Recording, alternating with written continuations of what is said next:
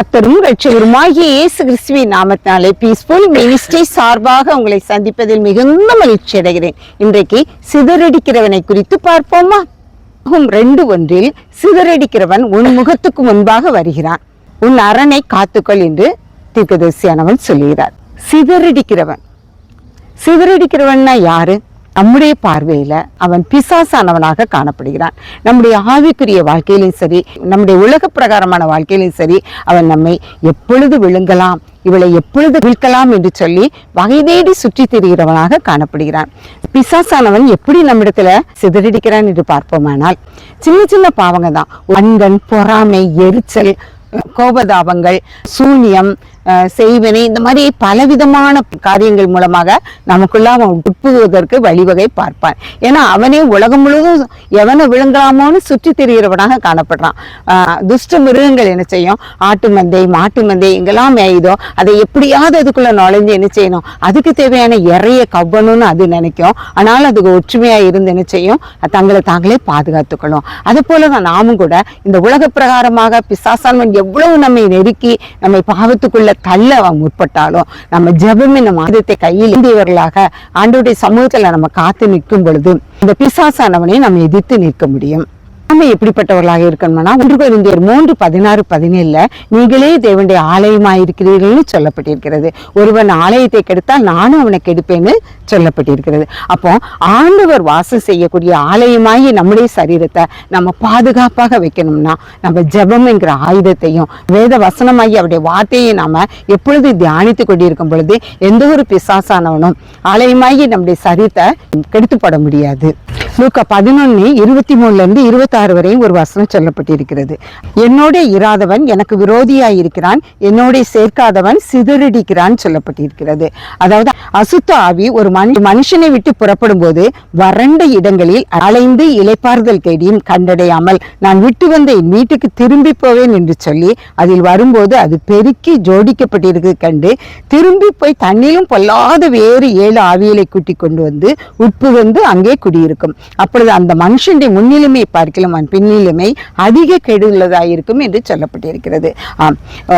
ஒரு மனுஷனுக்குள்ள ஒரு பொல்லாத ஆவி இருக்குது, அது அவனை விட்டு புறப்பட்டு போயிட்டு, ஆனா அவன் போனவொன்னு அவன் என்ன செய்யறான், நம்மளை விட்டு பிசாசு போயிட்டு நல்லா அவனுடைய இருதயம் அவனை சுற்றிலும் அவன் சுத்தமாக ஜோடிக்கப்பட்டு காணப்படுறான். அந்த சமயத்திலையும் நம்மகிட்ட என்ன பாவம் இருக்கு, எப்படி நம்மகிட்ட நுழையலாம் அப்படிங்கிற முறையில தான் இந்த பிசாசானவன் கச்சித்து செயல்படுவான். நம்ம இடத்துல கூடிய அளவுல ஒரு சின்ன கோபமோ ஒரு பொய்யோ ஒரு எரிச்சலோ காணப்பட்டா கூட உடனே என்ன செய்வான், திரும்பவுமா நம்ம இடத்துல வந்து அவன் வாசம் செய்வான். அப்படியாக இந்த பிசாசு என்ன செய்கிறது, அவனை காட்டிலும் இன்னும் 7 பலமுள்ள ஆவியை கூட்டிக்கிட்டு வந்து இவனிடத்துல வாசம் செய்கிறது. அப்போ இந்த பிசாசு பிடித்தவன் அவனை விட்டு அந்த பிசாசு வெளியே போனாலும் திரும்பவும் எப்போ உட்புகலான்னு நினைச்சிட்டு தண்ணியும் பலத்தை 7 ஆவியில கூட்டிக்கொண்டு வந்து அவனிடத்துல உட்புகுந்ததுனால அவனுடைய முன்னிலைமையை காட்டிலும் அவனுடைய பின்னிலைமை கெடுள்ளதாக காணப்பட்டது.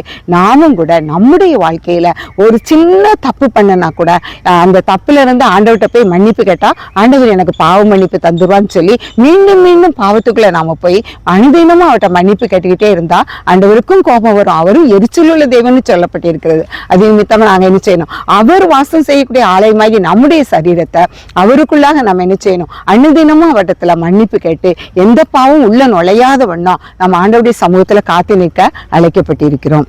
லூக்கா 22:3 ஒரு சம்பவம் சொல்லப்பட்டிருக்கிறது. அதாவது ஆண்டவரோட அவருடைய 3 வருட ஊழியத்திலையும் 12 சீசர்கள் ஆண்டவரோடு செயல்பட்டு காணப்பட்டாங்க.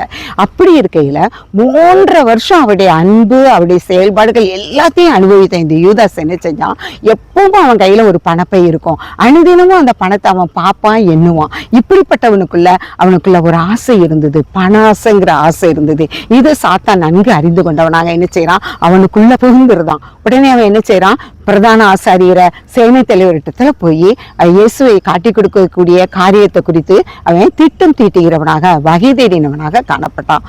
12 சீசரில் ஒருவனாகிய யூதாஸ் அவருடைய அன்பை ருசித்தவன், அவரோடு கூட வாசம் செய்தவன், அவனே பண ஆசை பிடித்தவனாக அவரை காட்டி கொடுக்கிறவனாக காணப்பட்டபடியா நாமும் நம்மை தற்பரிசோதனை செய்து கொண்டவர்களாக காணப்படுவோம். நாம் எப்படிப்பட்டவர்களாக இருக்கிறோம், ஆண்டவரோடு நாமும் வாசம் செய்கிறவர்களாக, ஆண்டவர் என் கூட வாசம் செய்கிறாருன்னு சொல்லிக் கொள்கிறவர்களாக மாத்திரமல்ல, அனுதினமும் அவரோடு நாம் காணப்படுகிறவர்களாக இருந்தாலும் ஆண்டவரை காட்டி கொடுக்காதவர்களாக, ஆண்டவருக்கு விரோதமாக ஒரு சின்ன பொய் சொன்னா கூட என்னது ஆண்டவரை நம்ம காட்டி கொடுத்த மாதிரி தான்.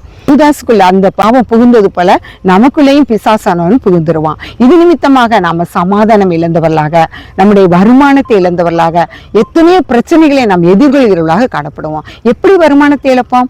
கோபம் அதிகரிக்கும் பொழுதுதான் மற்றவங்களை பல வாலிபர்கள் செய்றாங்க, கொலை செய்து விடுறாங்க. இந்த கொலை நிமித்தமாக அவங்க சிறை தண்டனை அனுபவிக்க வேண்டிய சூழ்நிலை வருகிறது.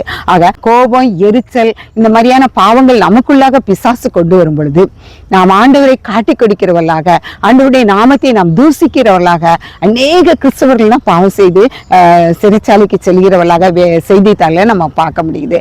அதனால நம்ம அவருடைய நாமத்தை தூசிக்காதவர்களாக, அவருக்கு முன்பாக நாம் எப்பொழுதும் உண்மையும் உத்தமமாய் நடக்க நம்மை நாமே இந்த 2 நாட்கள்ல தயார்படுத்திக் கொள்வோம்.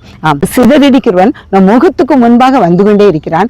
அவனை எதிர்ப்பதற்கு நம்மை சுற்றிலும் ஒரு அரணை நாம் பாதுகாத்துக் கொள்ள வேண்டியவர்களாக இருக்கிறோம். எப்படியாக அரசனானவன் தன்னுடைய ராஜ்யத்தை காத்துக்கொள்வதற்காக தன்னை சுற்றிலும் ஒரு பலத்த அரணை பாதுகாப்பை உயரமாக அகலமாக கட்டி தன்னுடைய ராஜ்யத்தை காத்துக்கொள்கிறானா, அதுபோல நாமும் நம்மை சுற்றிலும் ஜெபம் என்னும் அரணான கோட்டையை உருவாக்கியவர்களாக, பிசாசு உள்ளே நுழையாத வண்ணம் ஆண்டவருடைய தயவை நாம் பெற்றுக்கொண்டவர்களாக வாழும் பொழுது நாம் ஒவ்வொருவரும் காக்கப்பட்டவர்களாக, பிசாசுக்கு எதிர்த்து நிற்கிறவர்களாக காண ஆண்டவர் நம் ஒவ்வொருவரையும் பாதுகாத்துக் கொள்வாராக.